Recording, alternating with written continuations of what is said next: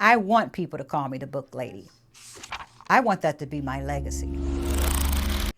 I want families to remember when they're looking through their books, oh, how do we get that book? Oh, remember the book lady came. Yay, And she brought us all those books.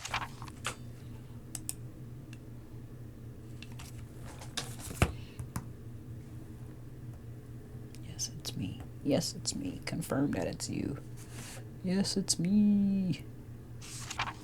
I've always loved reading. When I was a kid, we got books for Christmas. We had a public library card. My mother took us to the library in Chicago. She read stories to us. Then I found out. Oh, look at that book. Mitch Albom. Look at this. The Human Body. Gosh, mystery books. I didn't know that. No, wait. That my grandmother could not read, write, add, or subtract. She grew up in Virginia. She was sent to live with a white family, and all they taught her was to cook and clean. They never sent her to school. My grandmother would take the newspaper and hold it and just turn the pages as if she were reading it. And I just thought, wow, that yearning, that desire, wishing that she could read. I made a vow right then and there that I was going to teach people how to read.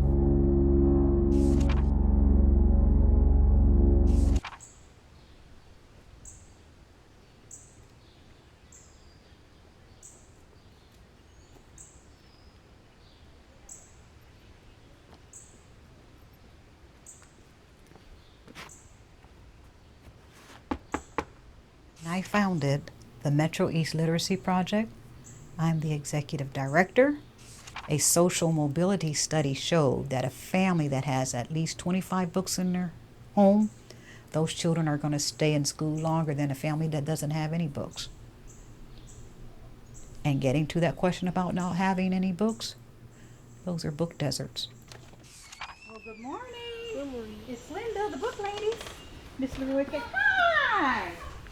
Ooh, it feels good. Oh, hi. This is like a teenage book. Look at this. What? Are you going to make your dad? 67% of kids today, they're not able to read proficiently. I'm not saying they don't know their ABCs, you know, but they can't read proficiently by the time they're entering 4th grade, which is when you're reading to learn your other subjects. And how's that going to work out? Emails. Can't get in the military, these high-tech jobs, text messages, inmate population, health literacy, illiterate. Woo! What are the consequences? That's not acceptable. 67% of kids, that's not acceptable. That needle hasn't moved for 20 years. I'm mad about it. I'm mad about that.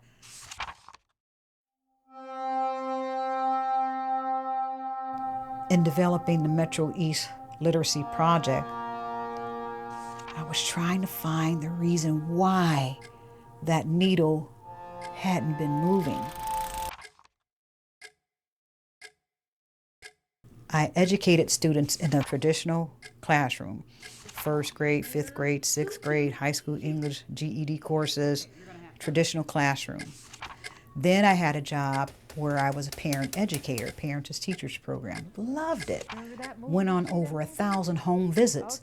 So I'm in the trenches in the classroom. Then I'm in the trenches in the living room. And I noticed something. I had a eureka moment. It's the home. Literacy begins at home. That's the powerhouse. And so if the parents are reading and modeling that behavior, the kids, especially the little kids, they're going to catch that. They're going to copy that. They see you on the phone. They see you sweeping. They play in their watch them play in their pretend kitchens. How do they know how to do that? They saw their parents. They saw the adults around them doing that. So I'm thinking, well, why can't they see the adults around them reading a book? So what I discovered being in the trenches in the home, the culture comes from the parents. And what I saw is the culture beast. I call it the culture beast because it's a beast. It's hard to break through and get that culture going in the home. Oh, my lovely family. This is a 3T for Amir. Oh, that's small. Sometimes I wonder if I have enough time left to get this job done. It really is kind of an uphill climb to get people to see the value of reading. I am not putting parents down. They want their children to succeed. They have dreams for them. They have goals for them. We're talking about Maslow's hierarchy of needs. Wait a minute. I need to put food on the table. I don't care about no book. In ancient Greece, once every 7 years, a ship with black sails would enter the port of Athens and take 7 boys, you, 7 girls, you. And they would take them and put them in a maze to meet the awful Minotaur. But one year, a great hero boarded the ship, and he said, I'm gonna stop this. He was mad. Sometimes I may not have all the support and help that I need. I can get volunteers most of the time, like to help out in my storage unit, to put the labels on the books. So that's great.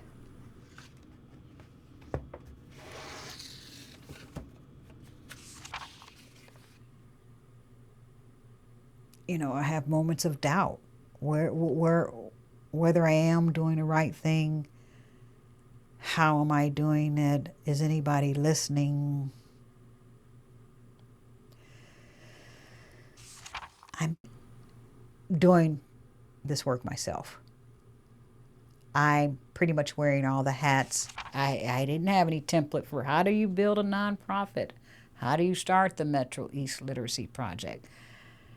So, but when I get in those moments, I can look around my office. I've got positive statements all around me that make me keep going. Just because something is hard, that doesn't mean that you're not supposed to do it. So I can't give up. If I give up, what am I going to do?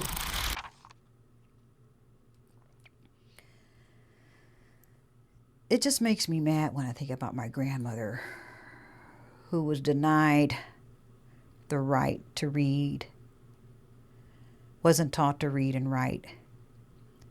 And before her, all the other enslaved people who were denied that right. And there's a reason for that.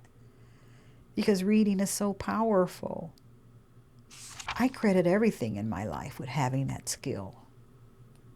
I can teach myself. I'm teaching myself languages. I'm teaching myself anything because I can decipher those words on a page. I can comprehend. And to think that there are people who are not able to do that and navigate their lives, and they suffer.